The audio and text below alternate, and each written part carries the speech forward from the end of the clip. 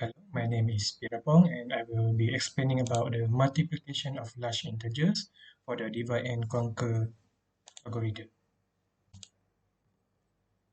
Multiplication of large integers is the process of multiplying two numbers that are too large to fit in a single word of a modern computer. This is particularly important in modern cryptography. The conventional pen and pencil algorithm for multiplying two n-digit integers require n-square digit multiplications. By applying the divide and conquer technique, we can achieve better asymptotic efficiency and reduce the number of digit multiplications required. So let's go to the question, like to compute 2101 multiplying 1150. So the first step is we split the two integer into two halves into like 21 and 01, 21 into A1, 01 into A0. So the same with 1150, we split into B1 and B0. For the second step, we compute the product of the subhalf. We multiply into A1 with B1 and multiply A0 with BO into C2 equal A1 multiply B1 and CO equal to AO multiply with BO. The third step is to compute the sum of the half and subtract the products of the subhalf.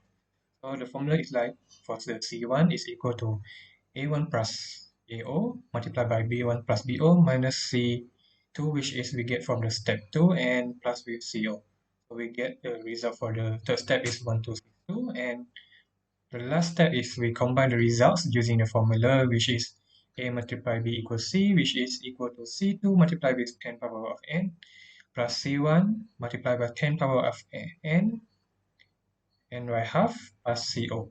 So we get all the complex number, we get the final result is 2411650. So you might be wonder why is n equal to 4 from the final step, which is 10 multiplied by power 4, because the product of the first half, C2, we get to 231, is shifted by 2n equal to 4 digits. To obtain the most significant digits of the final products, therefore we multiply C2 by 10 power 4 to shift it back to the 4 digits to get the result.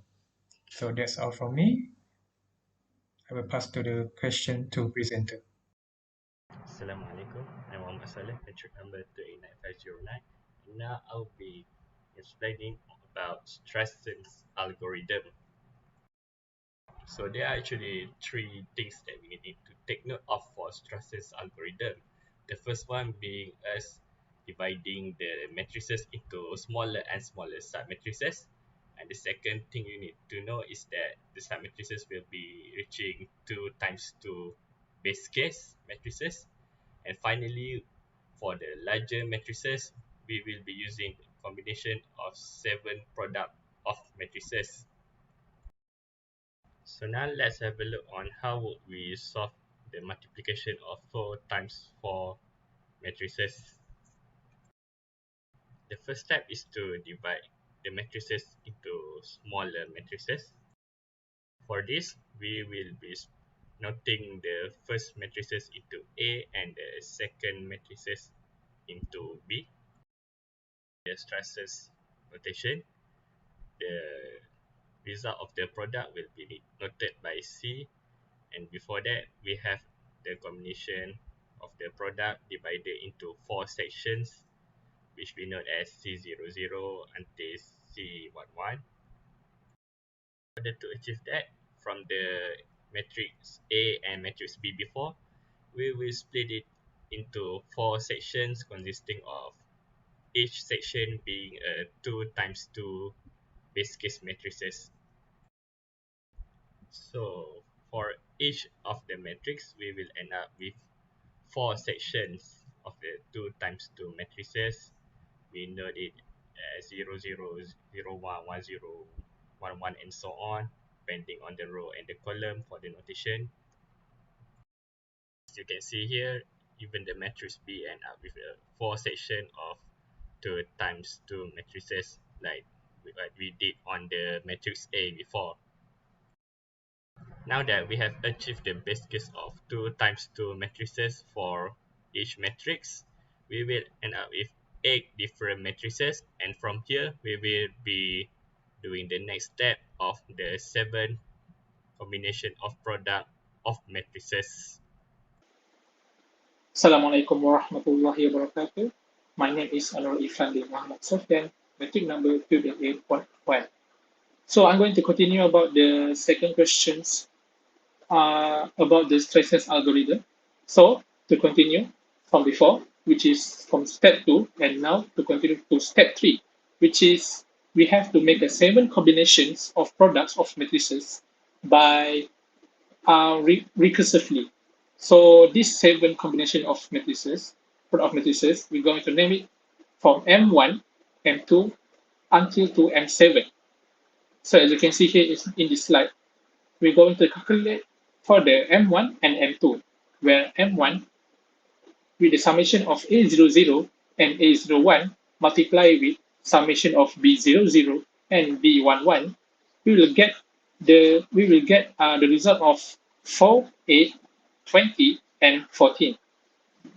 That is for the M1. So next for the M2, with the summation of A10 and A11 and multiply with B00, we'll get the result of 24 and 28 for the M2. Okay, moving on, we're going to calculate M3 and M4, where M3 is A00 times by the product of sum B01 and B11. And we get the answer -1, 0, -9, 4. So for the M4 will be the multiplication of A11 with the summation of B10 and B00, which the result we get is 6, -3, 3, and 0. Okay, then we're going to calculate M5 and M6. So M5 is with the summation of A00 and A11 multiply with it B11, we get the matrices with 8, 3, 10, and 5. So for M6 will be the multiplication of summation of A10 plus A00 multiply it with B00 and B01. And after that, from this calculation, we get 2, 3, -2, and -3 for M6. And so lastly, we're going to calculate M7, whereby the formula is A01 sum with A11, then multiply with the summation of B10 and B11. By calculating, we get the result M7, which is 3, 2, -9, and -4. Okay, so moving on to the step 4, which is compute the 4 quadrants of the resulting matrix C. So after we compute the 7 multiplication recursively, we're going to compute all of the result just now we get into the resulting of matrix C. So first, we have C00 with the formula of M1 plus M4 minus with M5 plus M7. So using the result that we got it before, then we got the result of C00, which is 5, 4, and 4, 5. Okay, moving on to calculate the second quadrant of matrix C, which is C01, where the formula is M3 plus M5. And after calculating it, we get the result of 7, 3, and 1, 9. Then we're going to calculate the third quadrant of the matrix C, which is C10, with the formula of M2 plus M4. After we calculating it, we get the result of the third quadrant of the matrix C, which is 8, 1, 5, 8. Okay, so and lastly, of the fourth quadrant of the matrix C, which is C11, the formula of it will be M1 plus M3 minus with M2 plus M6. By calculating it, we get the result of the four quadrants of the matrix C, which is 3, 7, 7, 7. Okay, so and lastly, after we calculate the fourth quadrant of the matrix C, so we're going to compile it, and therefore we get the result of multiplying of the matrix A and matrix B using the stressed algorithm, which is C with the fourth quadrant with C00, C01, C10, and C11. And the result of the multiplying is 5473 4519 8137 5877. So this is the result we get after we multiply using the Streisand algorithm. Thank you very much for me. Hi, my name is Muhammad Shafiq bin AZHARI, Majid number 289869, and I will be explaining about the Russian peasant method. Now, the Russian peasant method is when the powers of 2 in the decomposition of the multiplicand are found by writing it on the left column and progressively halving that left column, discarding any remainder until the value is 1, or -1, in which case the eventual sum is negated. And then we'll be doubling the right column as before. And later on, you'll see lines with even numbers on the left column are going to be struck out, and the remaining numbers on the right are added together. So for this instance, we're going to use the example 26 times 47, and we'll see how this Russian peasant method actually works. So now we're going to assign n to 26 and m to 47. So n will be represented on the left column, and m is going to be represented on the right column. So on the left column, we're going to be halving 26 down all the way to 1 or -1. And on the right column, with 47, we're going to double it every single time. So for the first row, we're going to have 26 and 47. 26 is an even number, which is why we're going to strike this row out.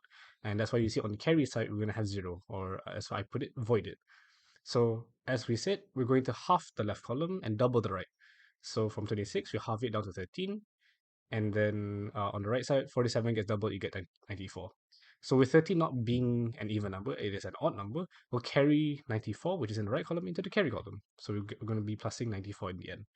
And then we're going to do the same thing again. So 13 divided by 2, you get 6 with one remainder, but we'll remove that remainder. So we get 6, which is an even number, so we don't bring over 188. So we do the same thing again. 6 divided by 2 is 3, which is an odd number, so we keep 376 and put it into the carry column. And lastly, 3 divided by 2, you get 1 with the 1 remainder. And then 752, the double of 376, will be carried over into the carry column. And in the end, you'll get 1222, which is the correct answer of 26 times 47. So now we can look at the pseudocode. So let's give the two numbers be A and B, or technically in our case, will be N and M, right? So it's first of all, we need to initialize the result, or res in this case, as 0. And then afterwards, we'll do the following, where if B is greater than 0, which will be technically B will be in the left column, and if B is odd, we'll add A to result.